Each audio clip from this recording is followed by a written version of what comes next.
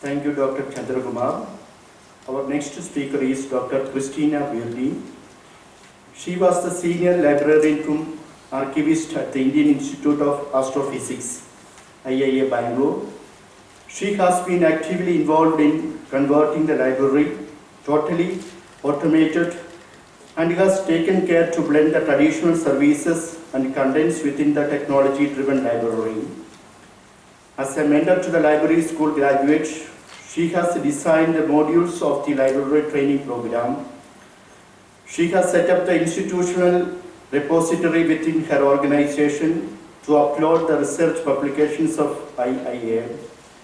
She was invited to be a member of the advisory expert committee for setting up the archives of IIT Kanpur and to serve as a founding member of the Asia Pacific Library Advisory Board of IOP Publishers. She has published many papers in peer-reviewed journals and participated in many international conferences. She is a member of national and international library associations. She will be speaking to us on blending new with old, a heritage library relived. Dr. Christina, please.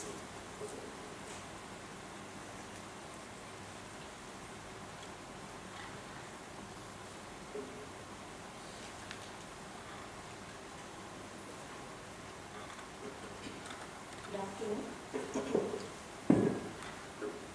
I would like to thank Father John and his team at DVK for inviting me to give this talk in this conference.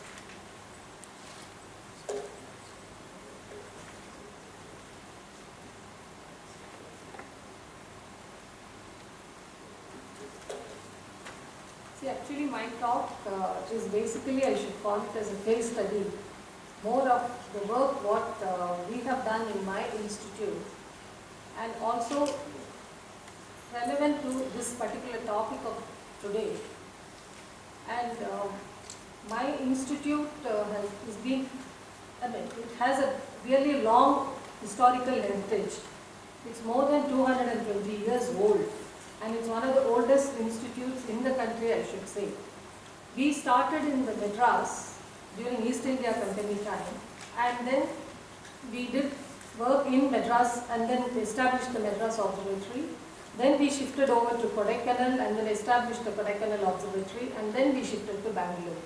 So that way we have a really long tradition of heritage materials accumulated, heritage contents accumulated in the library, and there are so many things which we have been collecting by default, I should say. So, and then recent times there is a move from the UNESCO side along with the International Astronomical Union to bring it to the notice of everyone that our observatory in Kodaikanal, which still exists in its current form, which is doing active research, to make it as a heritage site. So the work is started towards calling the observatory as a heritage site, but there is a lot of work, to be done. So it's going to take some more time for them to declare the observatory.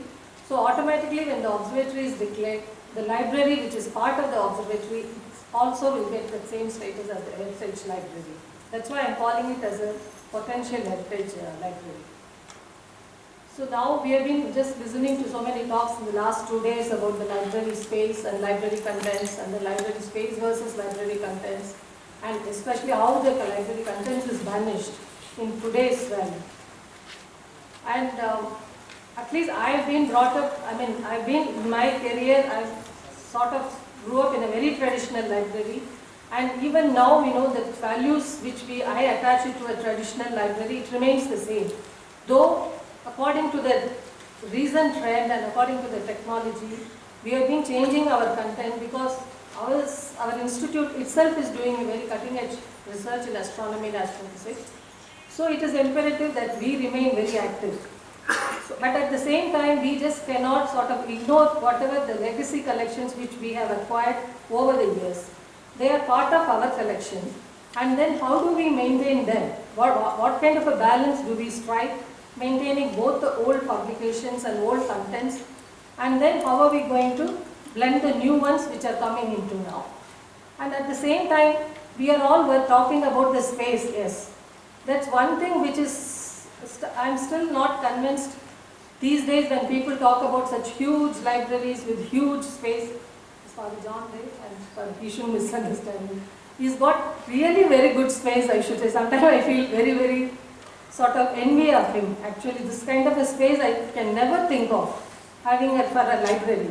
But that is one side of it. Like the new libraries getting built up, which are really modernized, which are equipped with everything you can think of, you want to put it in the library. That is one aspect.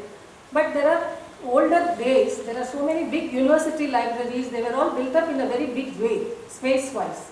But how are you going to manage that space? How are you going to remodel it or maybe reuse it according to what is the current technology-related contents? And so managing the old things and then like tailoring it to your requirements currently, and then also for the future libraries which are just getting up, and then you have what kind of an advice, what kind of a standard guidelines are we going to give them when they are going to build up the new libraries.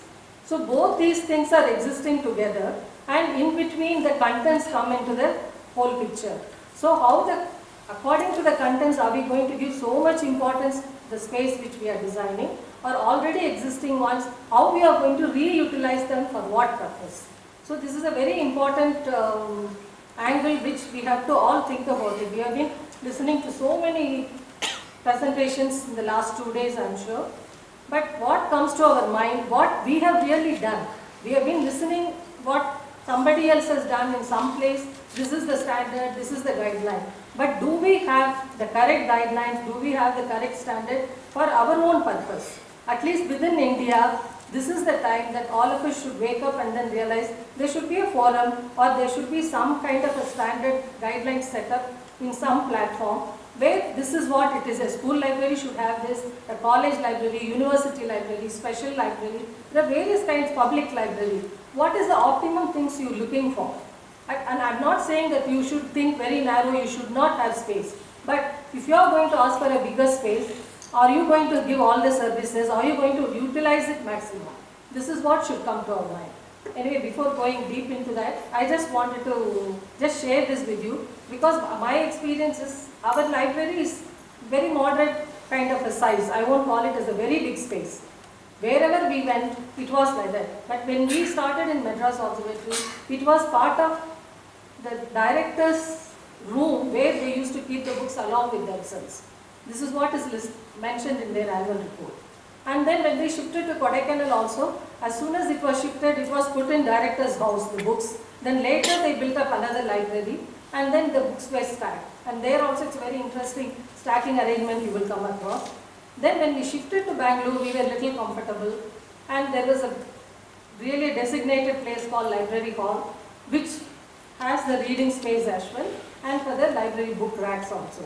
But what I am trying to emphasize here is, I used to think every other library committee meeting we had, everywhere I had to express my concern. The first agenda used to be library space.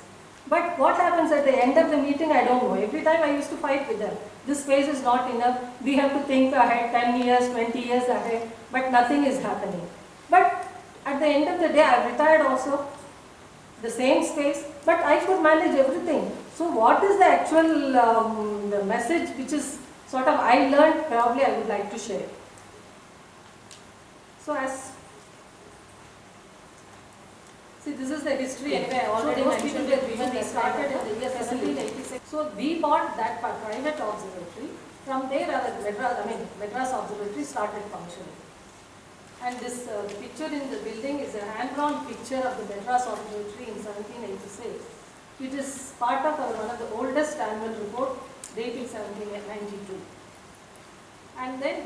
And to our surprise, when I took over, I realized there was one library catalogue which was part of the library collection.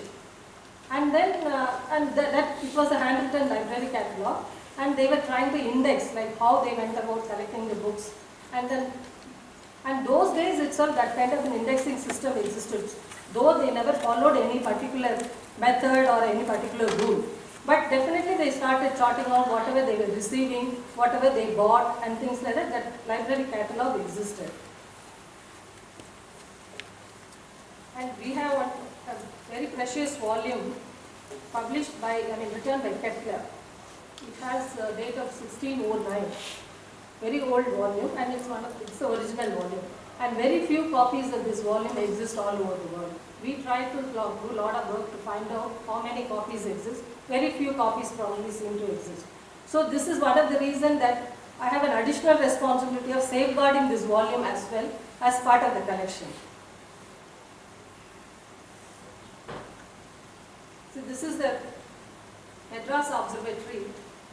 When Madras Observatory was getting shifted to Kodaikanal, a lot of care was taken to shift things. There were all so many sensitive equipments, instruments, everything.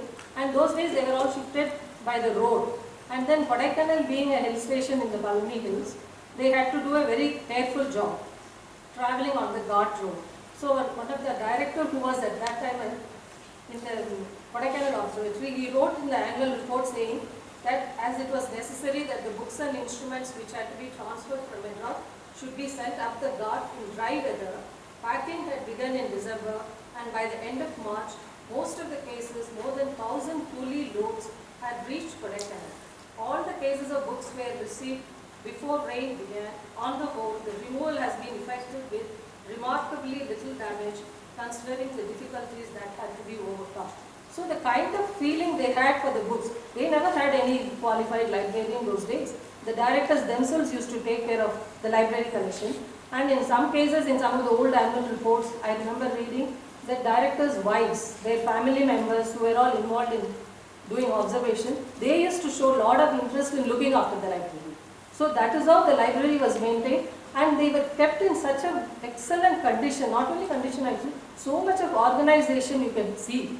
Like what we are doing right now with so many technology and things like that, they had done it those days, even, without any training, even a person who is not qualified, they could do a very tremendous job.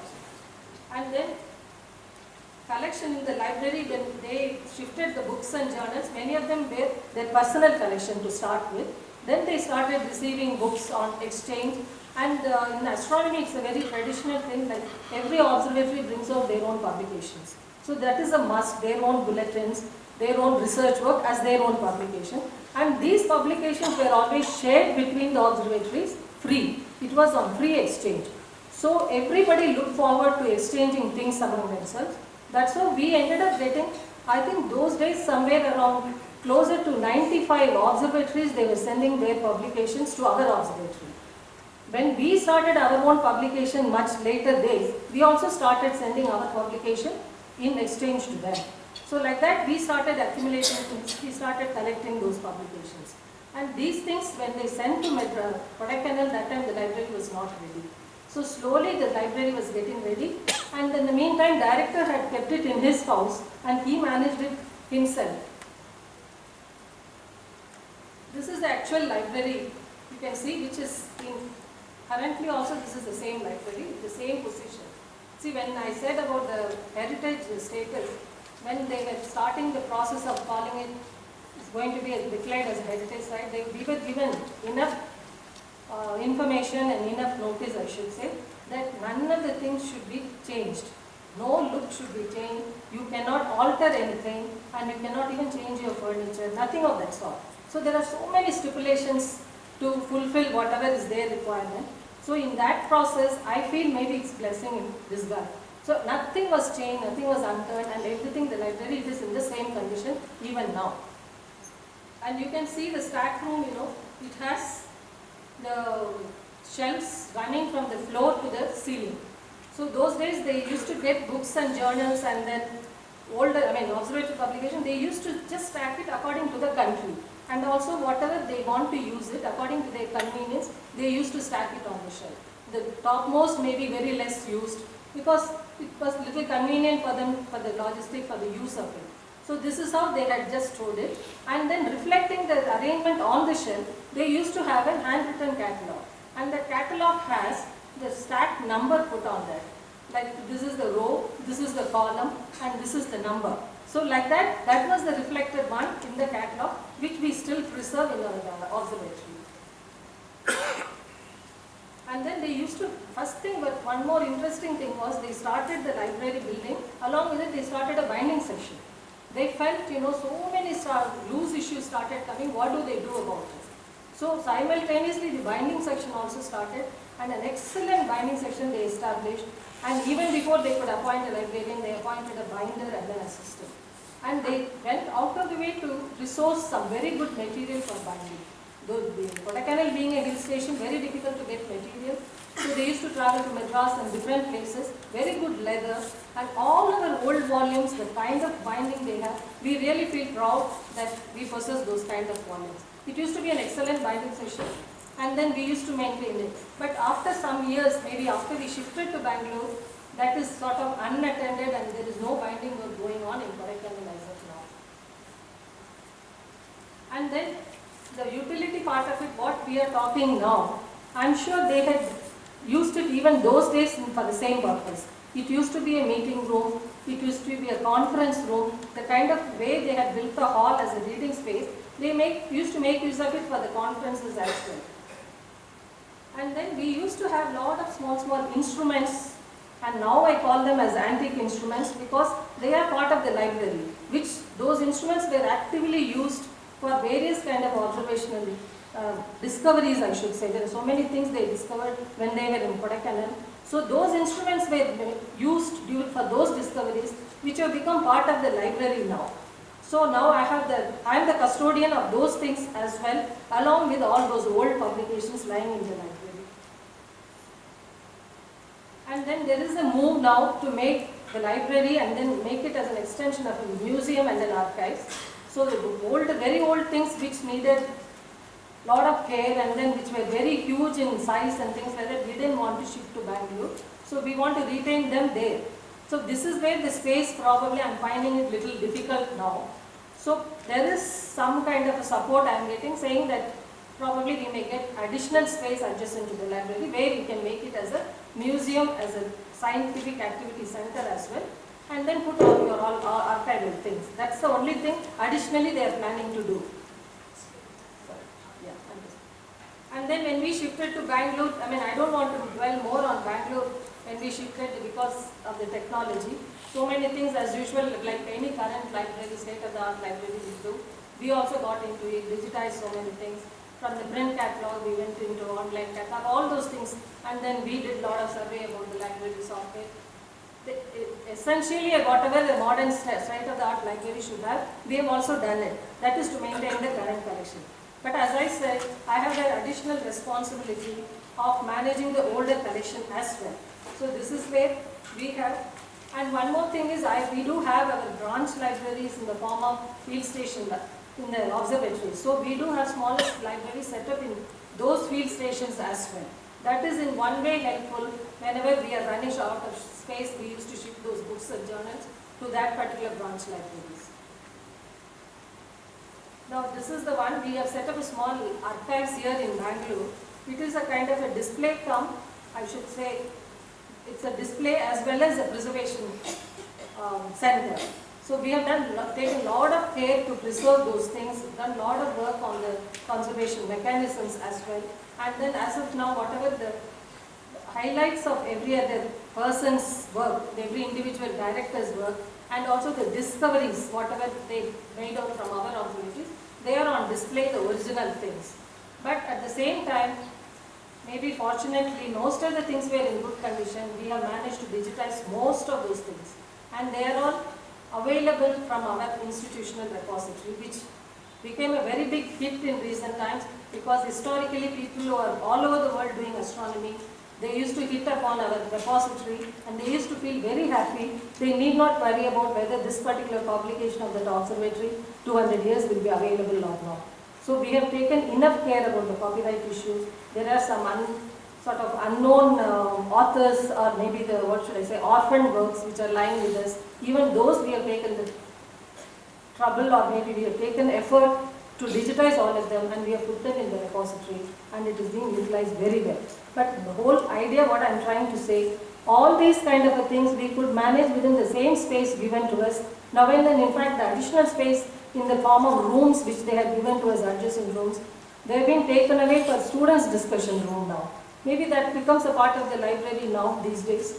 But as of now, the library collection, reading space, and whatever the smaller services what we are offering, everything remain in the same space, and we are very happy managing with all the services. That's all I just wanted to share about how do we manage and balance of having the old collection within yours, at the same time making the library very modern. That's it. Thank you.